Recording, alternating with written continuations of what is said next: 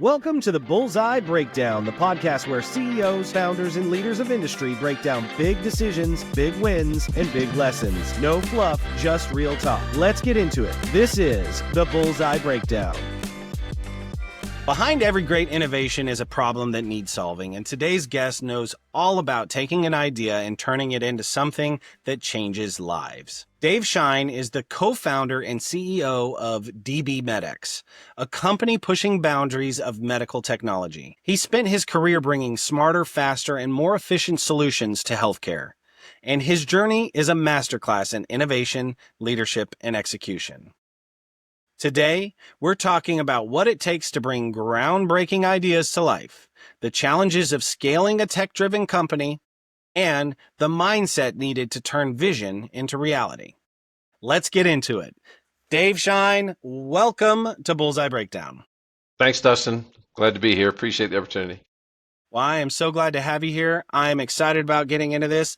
You know, what I'd really love to do is give you an opportunity to tell our listeners a little bit about dBMEDx and what you actually do on a day-to-day basis. Okay, we have a technology that is used in hospitals that's used mostly by nurses to measure what's in a patient's bladder. So when you're in the hospital, generally before you leave, you have to go to the bathroom. And this is a tool that helps them understand what's happening with their patients, managing their patients, helping figure out if there's a problem, if they can leave, a lot of sort of post-op care. So it's a technology that is kind of used every single day in the hospital. You and I don't see it, don't really know something like this exists, but to just about any nurse, it's a tool that's really important for their patient care. In a lot of surgeries, the anesthesia or the spinal block can wear off people at very different rates.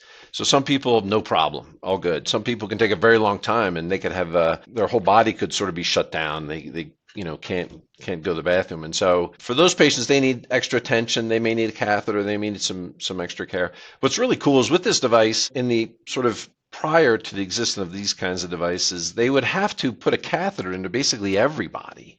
And so now you have a tool that allows you to put it in really a small percentage of patients who actually need it. So you're not putting this into somebody. It's uncomfortable. It can cause infections. It's a fully automated tool. It uses ultrasound. It's very safe. So from a clinical perspective, from a patient care perspective, it's really better. It's very sort of less stuff going on the patient, very hands-off. It lets the nurse spend her time caring for the patient. It's a very quick answer for the nurse. And so, yeah, generally, once you're going to the bathroom, it means everything's working. You're sort of getting back to normal. The anesthesia is basically worn off, and you can go about your day.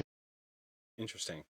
Well, let me ask you, so you started this company in 2010, correct? Yep. What was the mindset in your mind when you said, you know what, I would like to make bladder scanners? How did that come about for you?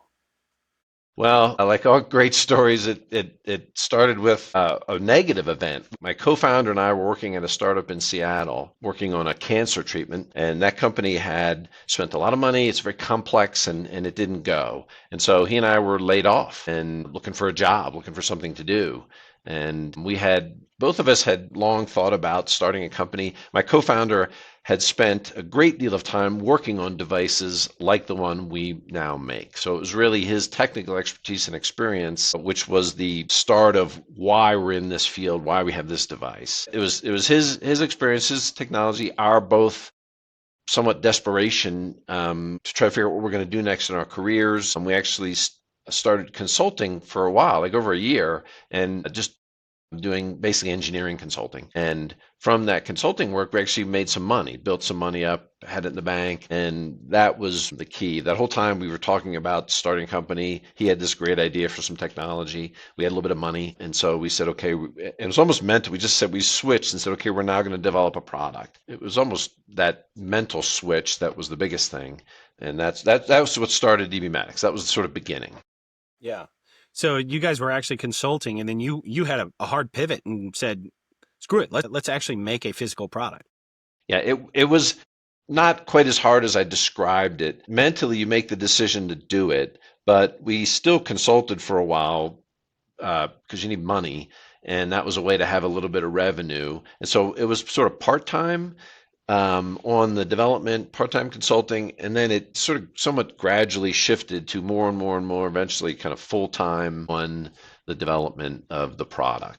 So that was it was if you were to watch that year, it's a little hard to tell what we're doing, what was most important or spending our time on. But that it was a transition. Laid off consulting, started a company, and then we had some rough spots in the beginning before things really sort of started to move forward. The rough spots are like the black spot on a banana. It may look bad on the outside, but it's what makes the fruit sweet. There we go. Yeah, it is. It's a part of making you appreciate where we are now and steeling you to get through other hard times. So yeah, it's an important part of the journey, I think, unfortunately. Yeah. Yeah, I think that, most of the CEOs that I've had an opportunity to sit down with on this podcast, everybody has a similar kind of moment of going through that process and finding your sea legs, as it were, and being able to establish yourself in a rhythm that's going to carry you forward for that next decade. And it's always kind of that time that's that bit of uncertainty that is very difficult, but also, like you said, it steels you for the road to come, because it's not all sunshine and rainbows. It's not always easy. Just because something works, there's always something that is broken that needs to be fixed, and both literal and physical, or literal and analytical. So good. Okay, interesting. And it seems like you guys started that process, you were going down this road, and now you have built up a pretty successful business with one of the best possible products in the market, if not the best. We're going to say it's the best. I'm partial to you, so I'm going to say it's the best. Good call. No, it is. It's groundbreaking in what it does, and we'll talk a little bit later about how it differentiates from the other products in the industry. But let's talk about a section of the podcast that I like to call the pressure test.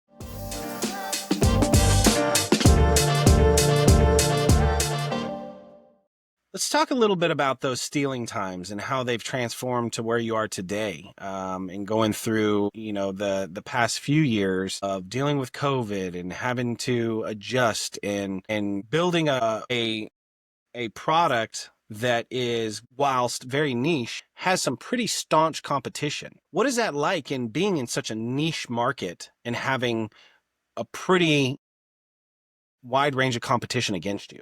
It's harder than I thought it was going to be, in the sense that our primary competitive is a bigger company. They're firmly entrenched. They are well funded or have been successful commercially. And so because it's a niche product, because they've done well, they're aggressive about protecting their territory. So whether it be aggressive on pricing, aggressive on warranty, it's creates just a real challenge.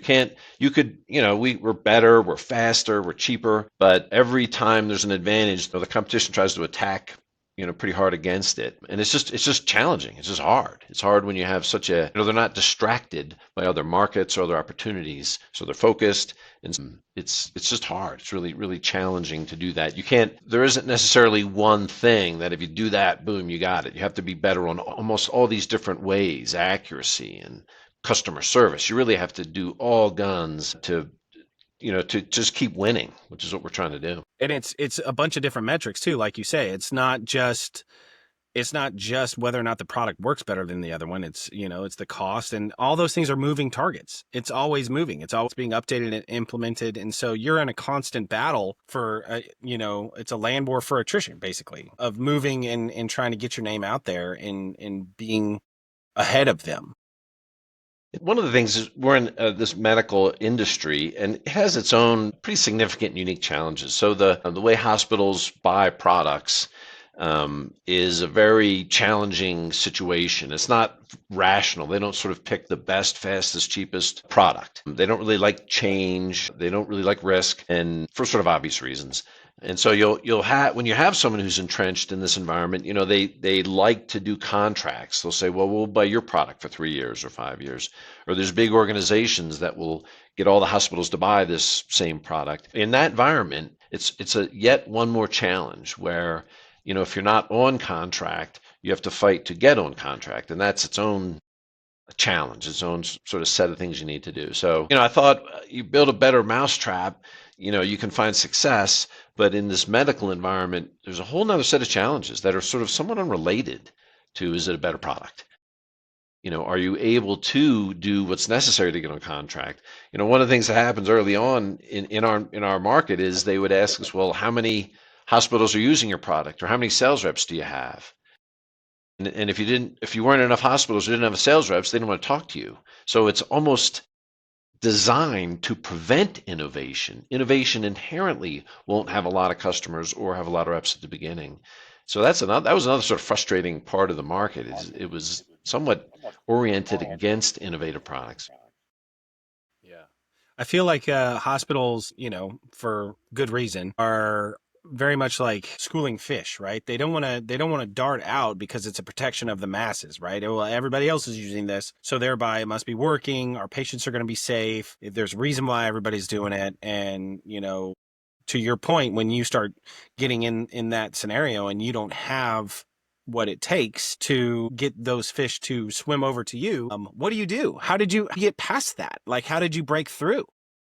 So you have to just identify opportunities for that innovation, or really in our case, it was people who are willing to go for it. And so for us, it was nurses. In certain hospitals, you'll find generally director level or higher nurses. So they have director of ICU, director of the ED, director of post-op. You'll have the chief nursing officer. If you can identify, in our case, nurses who thought, that's going to be better for my patients, then they would have to internally challenge the status quo. And that, I would say that internal champion was just essential in our market.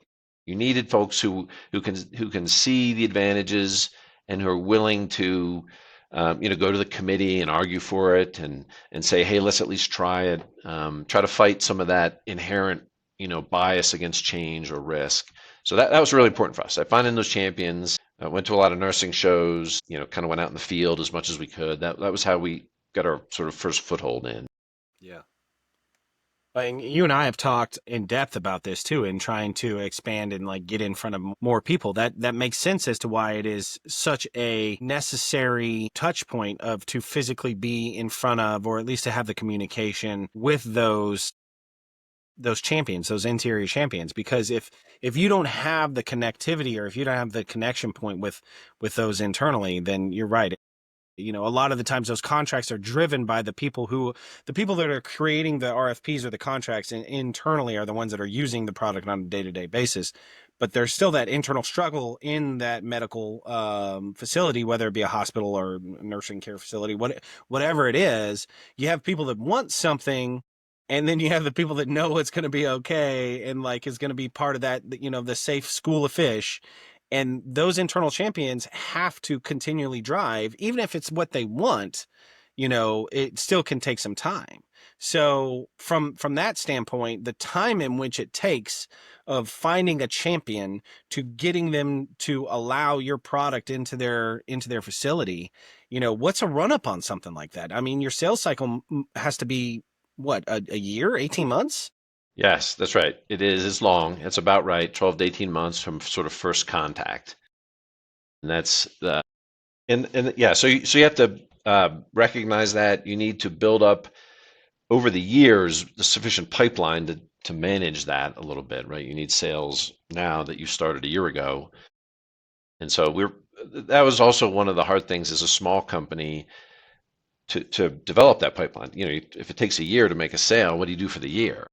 And so it's just really it's one of the a little bit unique challenges if you go into the medical device field. It's just one of the things that's hard. It takes a while. It takes a while to get those first sales, get that pipeline going. Yeah. Well, and then, from that standpoint, when you're building up a business, that's not necessarily the most welcoming thing to understand. I mean, assuming you guys had that kind of in your mind from the get-go, you still had to, take the bites of the elephant one at a time and like get through that 12 to 18 months. Still had to been kind of like a little bit of a tough go for a while, huh? Yeah, my whole career has been in medical devices of one sort or another. So it was just, that's my field. And so that's when we start a company, that's what it was going to be. You do things like I look back, one of the things we have to do is we had to go to the FDA. Well, you do that really early, like before you're almost looks ready. So you have kind of a crude, almost not fully baked product, but you have to go because it takes, months to get through that. And then once you're through that, even before you're through that, you're trying to build on these sales. You're going to trade shows, you're talking to nurses before it's even available to sell. And so you just have to do all this stuff a little bit, before you're ready or before you look ready. And when you're showing, like if you're at a show and you're showing something to a nurse, your product to a nurse, they don't ask, can I buy it tomorrow? They just ask, how does it work? How is it better? And so I would say that was also a little bit interesting. You do all this stuff like way before because you have to. You have this big long run in, and you have to be prepared for that. Manufacturing, you're building these things in small quantities, but really before you have sales. It's just part of the game. Part of the challenge with medical. Yeah. And your product is all manufactured in the United States, correct?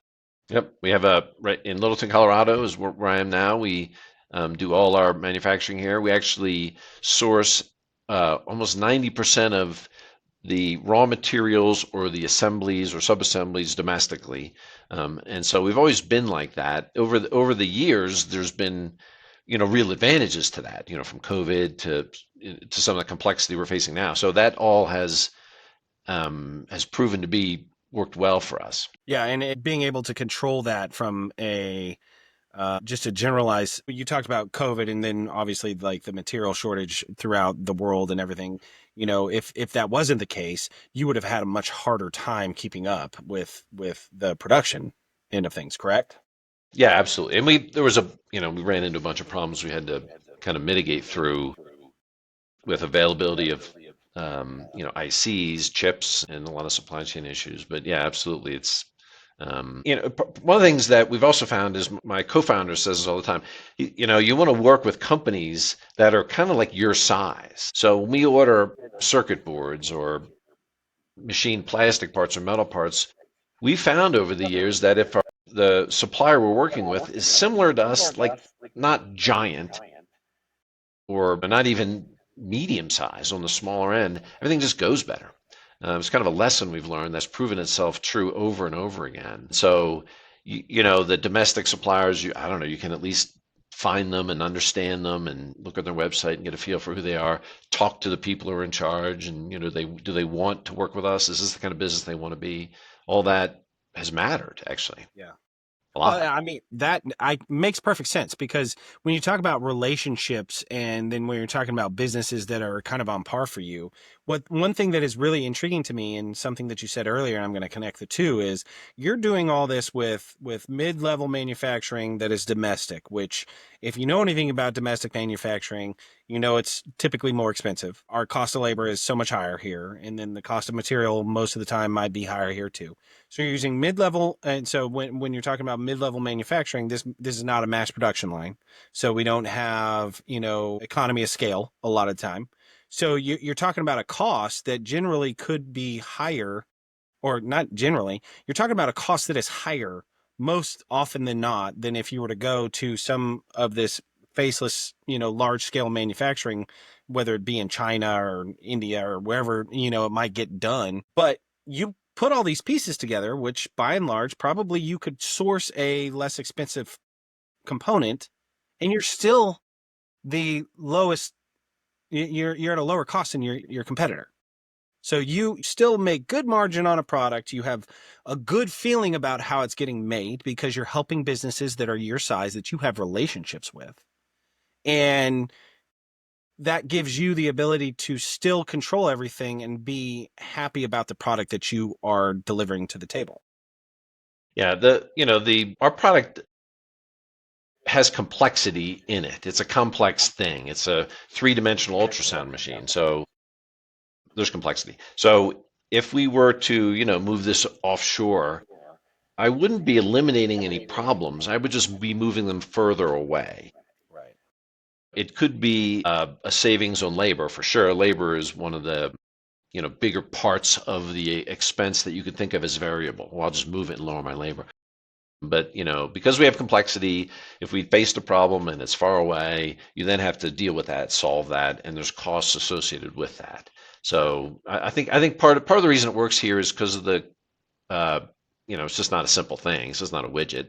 So that being nearby, I'm 50 feet away from where problems may happen, so we can fix them really fast. Now, Yeah. we've been up running for a long time, so we now have I could envision this being moved somewhere if necessary, if there was a reason to do that. But that was certainly leading to where we are now. It really wasn't feasible to do this somewhere else.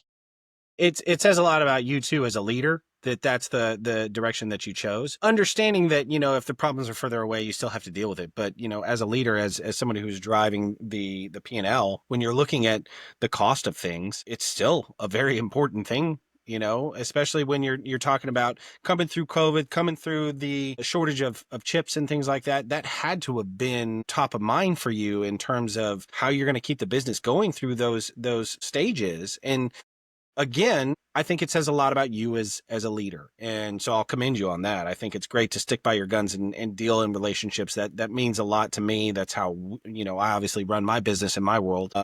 And, sometimes I guess I'd say the cheapest is not always the best option. The least expensive is not always going to be the best option because there's always other things to think about.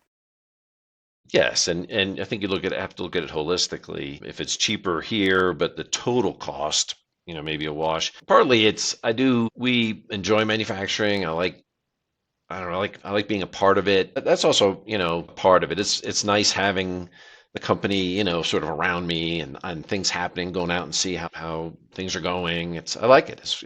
Yeah. I would say that's a benefit. I get to Yeah. sort of soak in it every day. I do miss going out on the manufacturing floor and being able to play around, and it's like big kid Legos, Yeah.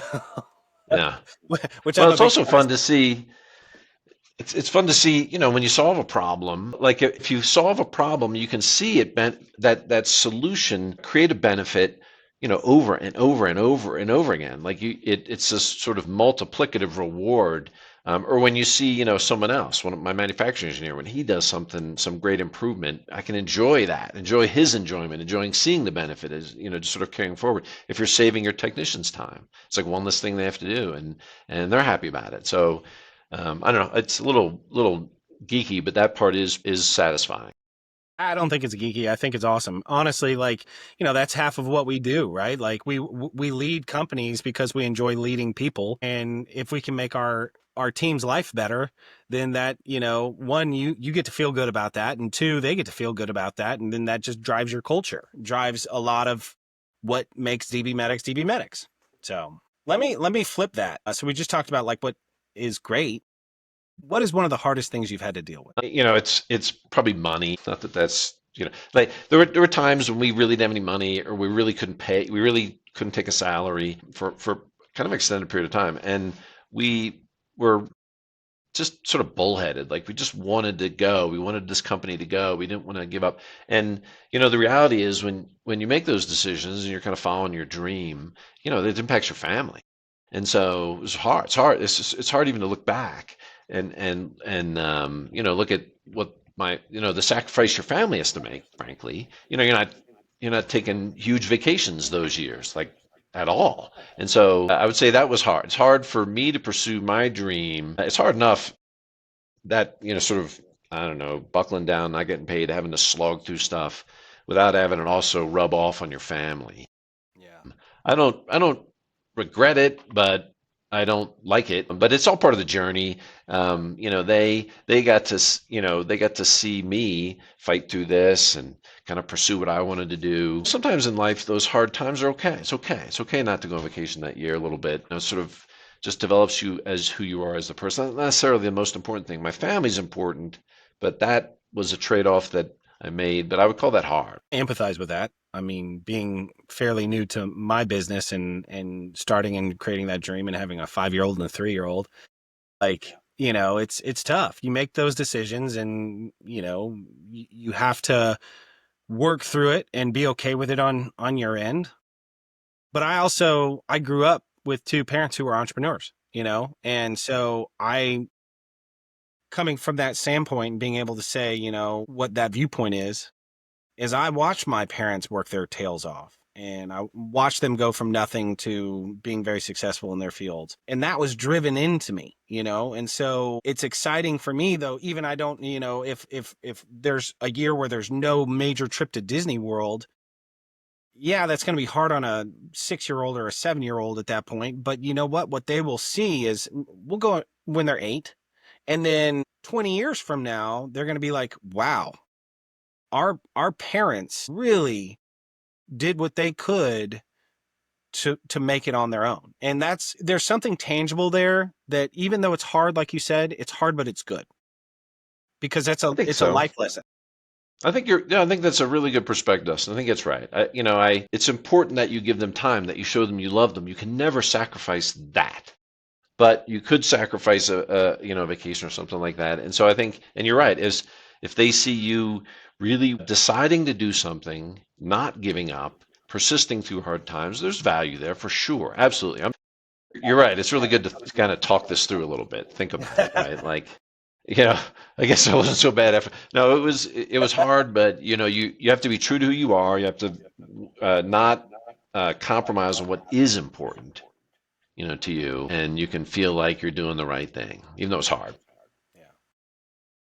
Well, the good news is that we're constantly evolving, and hopefully those times you get through them, and then you're on to the next one. And the crazy thing about being an entrepreneur and owning your own business or being a CEO in that space is there's always room for the next time. The next time it gets hard. So yeah, I think about that a lot. When we face hard times now, it's easy to worry. It's really easy to worry, and to stress about things. And I often will say, like in my own brain, I'll be like, okay, now look backwards, and everything has worked out. Even through the hard times, we got through it. It's worked out. You look forward and you worry like crazy, but it helps you realize maybe that's kind of irrational. Let's just focus on what we can control, but take some confidence and some comfort in that we've now have a great deal of experience maneuvering through tough times, and we've been able to do it. So yeah, it gives you a confidence that's important to have as you face, the next big challenge. yeah. Yeah, I mean, what you're talking about there is being in the gap versus the gains, right? If you're in the gap and you're ruminating on the worry and what's going on in this position, as opposed to being able to look to the future and say, hey, we can get through this. We're, being in the gains and saying, I can do this. I've done this before. I can move forward, rather than being in the gap and looking back and being like, I'm not going to be able to do this. Being able to see the progress that you've made and know that you are further than you were 6 months ago is so key. And, it helps you drive on that next level. I think it's a great segue into the next portion of the podcast. And this is a part of the podcast I like to call Scaling Secrets.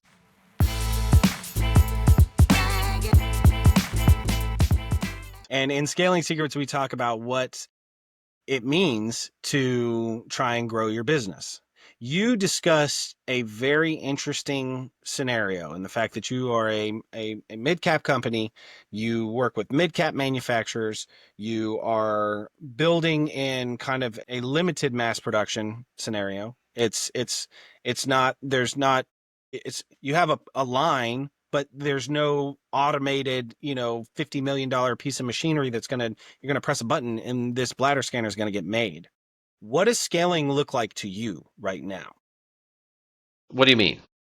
What do I mean? So you are in a scenario, let's back up for a second. You're in a scenario that you're a mid-cap company, you're dealing with mid-cap manufacturers, and you have a limit on maybe how far you can go in the capacity of what you're doing in your line.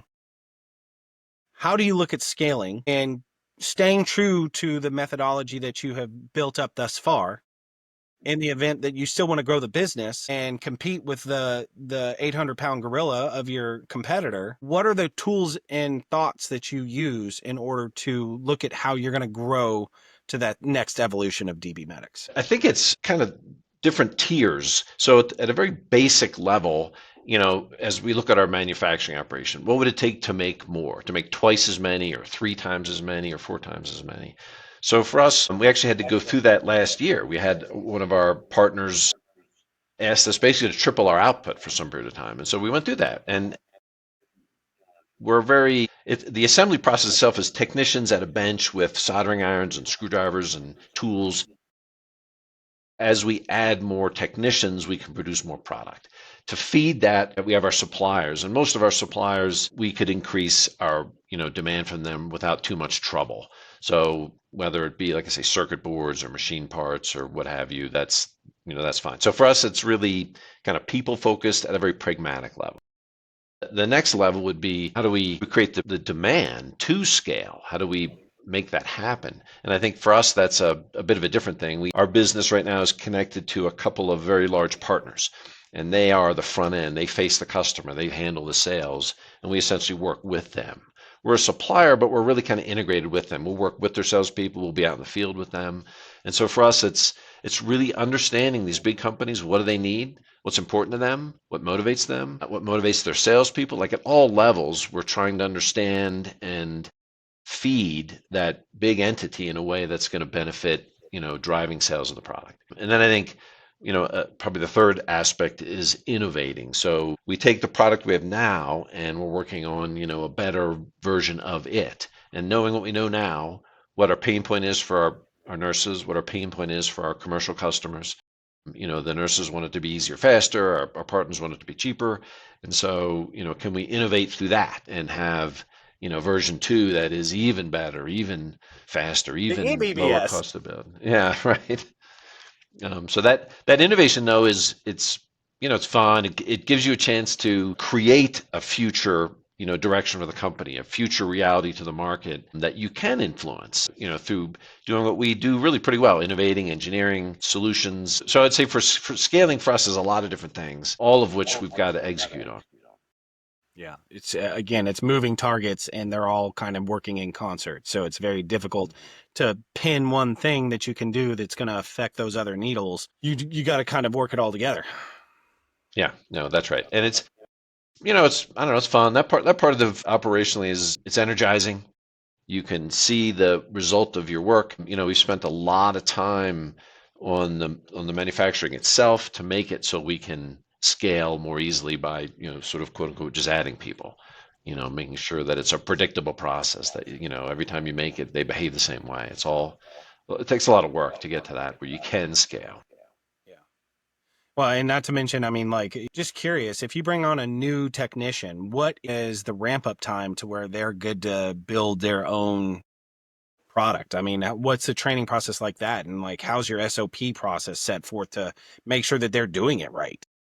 Yeah, that's a good question, a detailed question. One of the things being an FDA regulated company is you have to have documentation for everything you do. You have to have procedures. So we do. We've been making this now for enough years that those are pretty mature. They capture the important parts of it. We really don't have any processes where, you have to be sort of an apprentice for a year before you can do it. We've been able to take everything we do and turn it into a replicatable process, well documented, the limits of which are understood. So it's probably, we hire somebody, it's probably a couple months before they're really pretty independent, whatever their task may be. Yeah. But, you hire somebody within a couple of days, they got to be contributing. And so, for us, we do depend on fairly skilled individuals to do the kind of work that we do. Yeah. I guess the caveat there is you're not hiring an entry level laborer. This is somebody that has to have some, technical skill. They have to have physical skills of working with soldering irons and understanding the process of building electronics. So this is not just a random interview process off the street. They're coming to the table with a little bit of skill to begin with. So I could see that that's shortened. But the reason behind me asking that was kind of a selfish question from my background of understanding what killed us in my previous role in working in manufacturing is churn rate of technicians, of people on that floor. When you have somebody that you go spend 2 months on in training them and then they're gone, that turnover really affects your bottom line because your efficiencies are down, your outputs are down. And so that was my question there, in knowing kind of the way that you're doing things. I wanted to see kind of an idea of how long that took, because that affects your scaling. It's a really, really good point. One of the things we focus on, I give a very high priority to, is preventing that churn, because it may take someone 2 months to start contributing, but it may take them 12 months to be, an expert in all branches of all the different things that we do, and just being able to float from, manufacturing area to manufacturing area and do everything that's needed. And so for us, it's terrible if we have somebody leave. Yeah. It's hard when you have not a huge number of people and somebody leaves, you've lost something that you have to replace. And it's not just skill, it's more than that. So we focus really hard on the environment, on the atmosphere, the what I call the team. How the kind of people we hire, the expectations we have for them once they're hired. And honestly, it's really the people you hire. You just got to take that really seriously and work really hard at that. Once you hire somebody, you're not going to change somebody. I mean, you can kind of train them to do this a little bit better, but you're not going to change who they are. And so we've tried to work really hard, and it's taken a while. But now I think we've gotten to the point where we have folks who've been here a long time. One guy's here almost 9 years at a little company. Working at a little company, I think, is a bit of a calling. And so we just do everything we can to make sure people feel, and I think in the kind of work that we do, the technicians that we have, they've been in operations, and it's not unusual to have a boss who's breathing down your neck and asking what you do every hour of the day and giving you a hard time. It's just not unusual. And it's not what we do here. Here we make sure everyone has the tools they need. We give them a fair amount of autonomy. We make sure the procedures and expectations are well documented, and that has reaped enormous benefits. We have great stability, and without that, it wouldn't be near as fun. It'd be brutal. And so I think that's really important. So it's probably more like to your question. Then I would say they're contributing 2 months. It's like, I don't know, maybe close to a year when they're full power and can do everything we need them to do and help us. Every person in manufacturing here, they do 10 different tasks. Nobody's doing one thing every day. So you got to like that. You got to be up for that. And then, you got to get good at it. Yeah. And so I was hoping you were going to get there, because what I wanted to highlight and focus is your culture, the culture at dBMEDx, and what you have created and why people will want to stay for 9 years. Knowing from a leadership role that your churn rate is probably one of the biggest defining factors on all the metrics across the board, whether it be sales, efficiency, how you're building things, how you're creating. It was so cool to hear you say that you're focusing on making sure that they don't want to go anywhere. And you'd be surprised, Dave, not everybody is like that. Not everybody in your shoes is like that. A lot of the people that, I've worked in manufacturing in some way, shape, or form for almost 20 years in my career, whether it be through heavy duty machinery or, in the wood industry in various different capacities. And so I have a lot of background in manufacturing, and I've seen a lot of manufacturing plants in my career. And not everybody works that way. People can be the exact opposite of that, in fact. And so, I think it's a very refreshing response. I think it, again, just is a testament to how you are leading the charge of the company and putting the priorities where the priorities are most effective in growing not only the revenue of the company, but the culture. And a lot of people will say, my company's a family. We're a family, and that can be kind of used and misappropriated, maybe in some senses. But it truly does sound like you are actually trying to affect an area where people can come and grow and learn and not be stuck at a desk doing the same thing, or a station doing the same thing over and over and over again. And so that's pretty awesome. That's great. Yeah, it's something we really. It's just, I would say it's kind of a view I have. I do think it pays off. It really does pay off.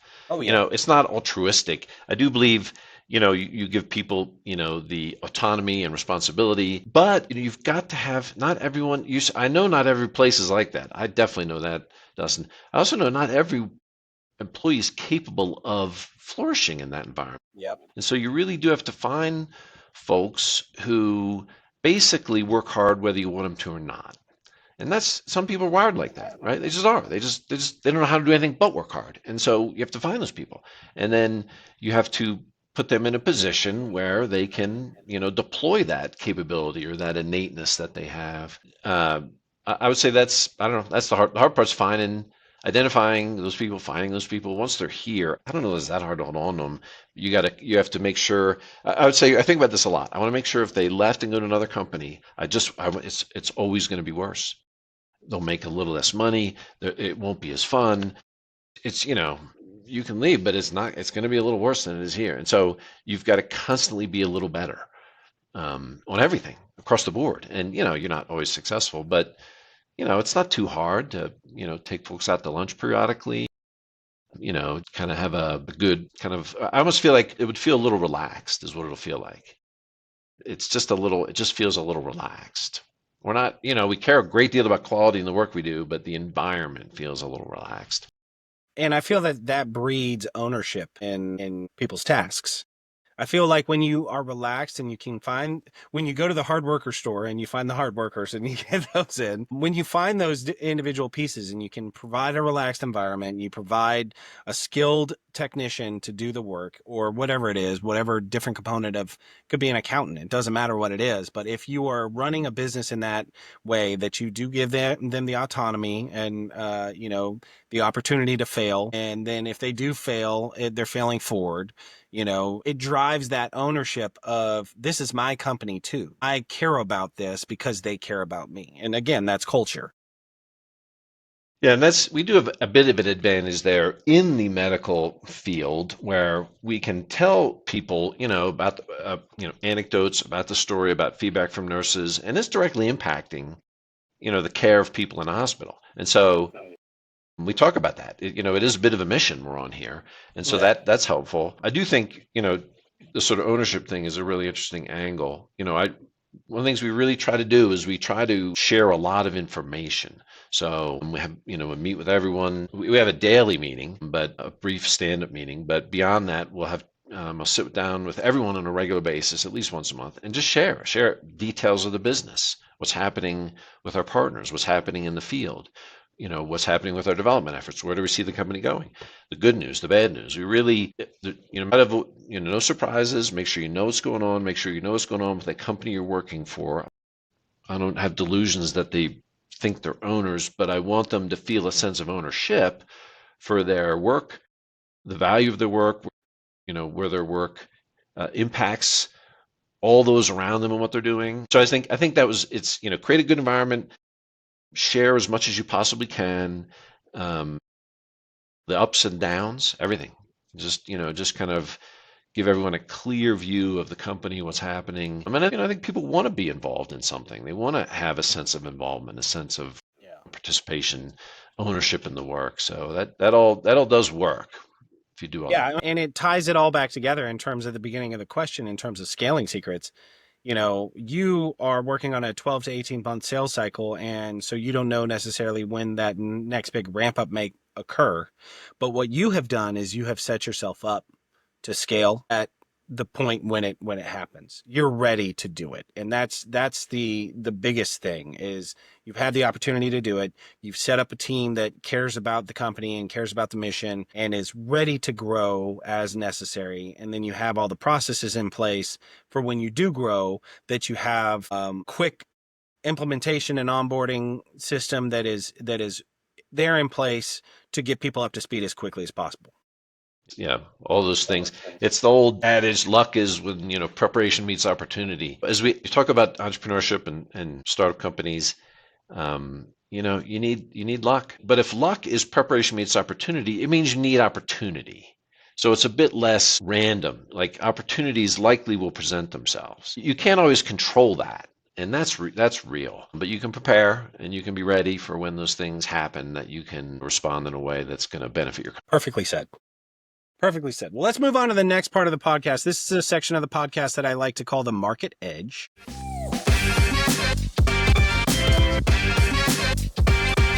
In this section of the podcast, we talk about what technology is doing, where the industry is heading, and how you guys are being effective on it, or being affected by it. Well, what's one industry trend that is affecting your business and your competition, and how do you see the industry shifting in the next 5 to 10 years?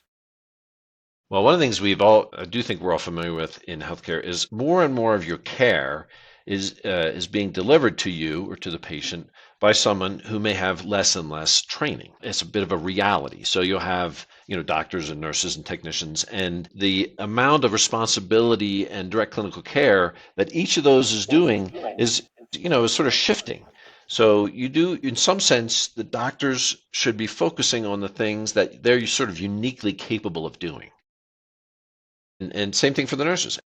Nurses are being asked to do more and more and more. They have more patients than they've had in the past. So I do believe it makes sense for technology to allow that to happen without sacrificing care.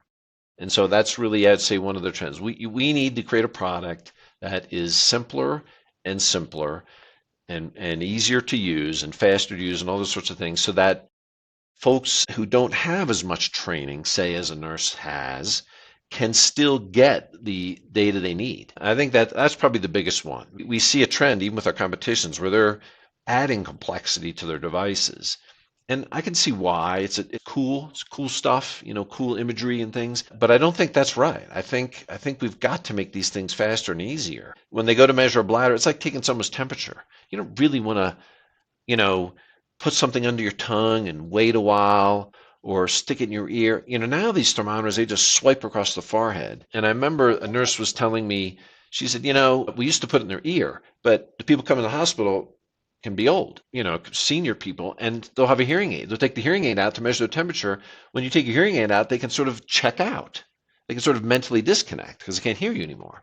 So that whole story, I never thought of all that. She's like, so if I can swipe across your forehead, I can stay engaged with the patient, and they can stay engaged in their care.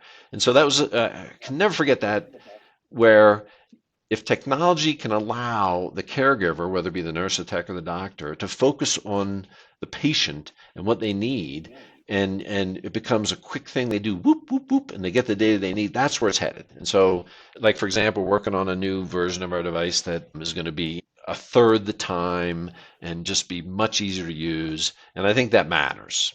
Yeah. Even more than like cost or price, so that's what I see. The technology's got to allow you to get good or better care, even if someone isn't necessarily as highly trained. Or even the home, care is moving out into the home, in the home setting, right? More people are caring for themselves at home. And so you need tools that work in that setting. Someone who really has almost no training, maybe a spouse or something. And it's good. If you have tools that allow those folks to help give good care, that's a win. Yeah. Yeah. UI and the way that medical devices have turned in by and large to computers over the course of the past 30 years, I think the user interface is so key. And essentially that's what you're talking about, is making it as simple, KISS method, right? Use it, make it simple, make it fast, make it unobtrusive and uninvasive. And you're on the right track to something that is going to be getting a lot more internal champions. So just to, actually improving care. There's opportunities to just drive up costs and things like that, but that's not very satisfying. You want to sort of meaningfully improve care. That's why I got into medical devices a long, long time ago, to have sort of a positive impact. So it does go together. If you can positively impact care, you likely have success in the market. Fortunately, that loop is connected. That is a great segue into the next section of the podcast. And this is a section that I like to call Hitting the Mark.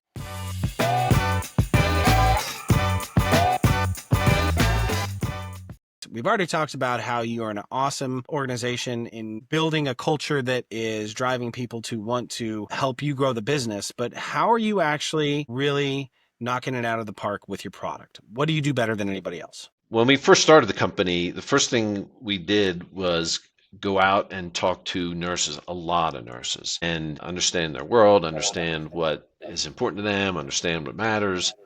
And from that experience, we ended up essentially architecting the product, and that has kind of informed everything we've done all the way through to today.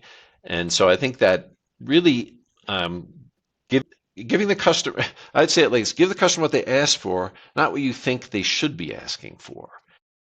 If someone asks for something, give it to them. If someone says, I just want the result, I just want the number. And so in our case, that's been one of the things we really focused on. Nurses have said, in our case, we measure the bladder. It's not super sexy, but they say, I just want to know what it is. I want to know what the number is. How much is in there?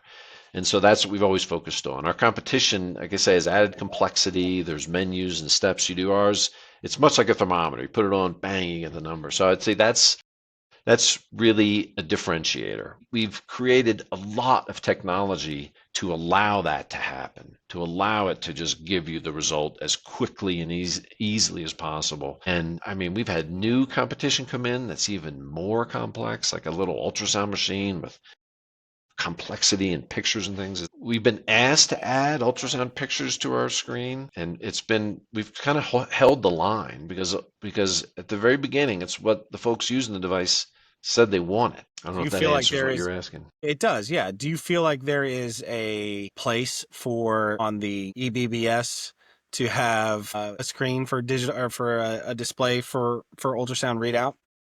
So no, at this point in time, we're sort of doubling down a little bit and making it really just stripped down and just it'll actually kind of look like a thermometer. In fact, we looked at some of these digital thermometers even for their display, and we're mimicking some of that. And we just want it to be almost like a thermometer. You just boom, you get a reading and you move on. That's it. We want it to be so fast, and so that's really where we're focusing. Our technology, one of the differences, we created some technology that's really very different than the other devices we're competing with in terms of the view it gets into the body. And because we have this different view into the body, this very different technology, it allows us to kind of have it be fully automated, like a self-driving car. It does everything. The other devices don't have the wide view we have. The user has to manipulate it, move it around. And so they inherently have to have some of these guides, if you will, to the user that we don't need. We're just much more automatic. Great answer. Yeah. I'm going to ask a quick question. This might actually take us back to the last section for a second. But the question is your system is a stand-up. It's on a stand. It's got a box that is the meat and potatoes of the system. Then you have a wireless sensor that you are actually scanning with, correct? Do you feel that there is technology coming down the pipe that would allow that to just be a handheld device? Yeah. In fact, we're working on essentially smaller versions of it that would be all self-contained. It's interesting, in our market, in a hospital setting, they don't necessarily want something that's tiny. They worry about losing it. Yeah, so you have to take that into consideration. Sure. They kind of want this big cart thing because it's really hard to lose. Right. And they just sort of wheel it from room to room. It kind of works, actually. And when I think about it, it makes some sense. Okay, sure. I don't want to make something the size of an iPhone because they'll just lose it. And so that's part. So we have one idea where it would be self-contained, but yet interface with a sort of rolling cart stand, trying to find ways to meet all the different needs. If someone's going to use it, say, in a home setting, they're going to want something pretty small. And can we have, our sort of core ultrasound technology engine, can we essentially put that into different packages to meet these different sort of user needs? Interesting. Okay. All right. Well, let's move on to the section of the podcast I like to call the best bad advice.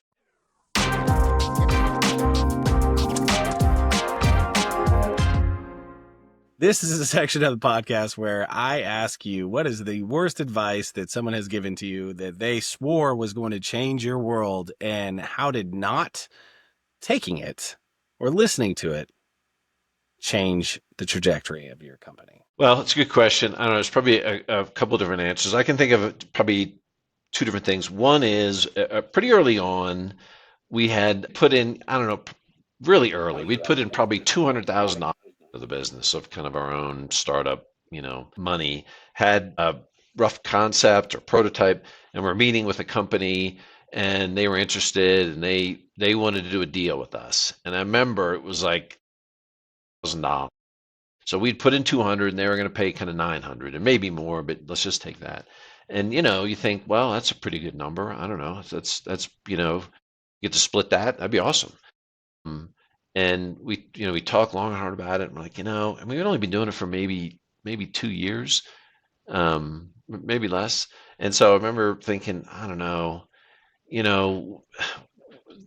there's just more to go here. I think we do better than that. And so, that was some time ago, and that was the last sort of hard offer we had. But I'm really glad we did it. We've right now we have a really successful company. I've employed people for over a decade, people who, have this job, feed their families, go on their vacations. I don't know. I just remember that, right? You remember these things. You're like, man, I could have tripled my money or more. I think it's a great answer though, because you wouldn't be in the same spot. If you would have taken that, you would not have the same company, you would not be in the same position. It would have completely changed the trajectory, right? No, absolutely. In fact, I was just talking to my co-founder this morning, and we were talking about it's been 15 years, and he's like, I'm really proud of that. And I'm like, yeah, it's a really good perspective. 15 years of employing people, 15 years of paying taxes, 15 years of buying things from suppliers domestically, 15 years of industry. It's great. It's cool. It's really, so have we done that? You're right. I don't know what I'd be doing now, but it wouldn't have been this probably. So that was a big one. All right. Well, this brings us to the takeaway shot.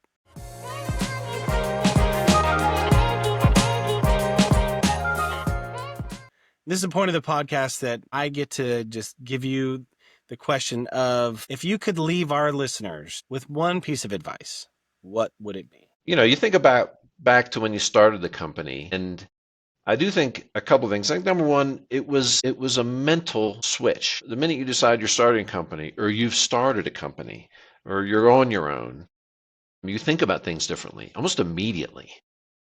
And so know that happens. Know that seems to me that's the way it sort of will go. The other is in the early days, like I said, we had this consulting thing going on the side. So I do think you for a while, you kind of need a day job.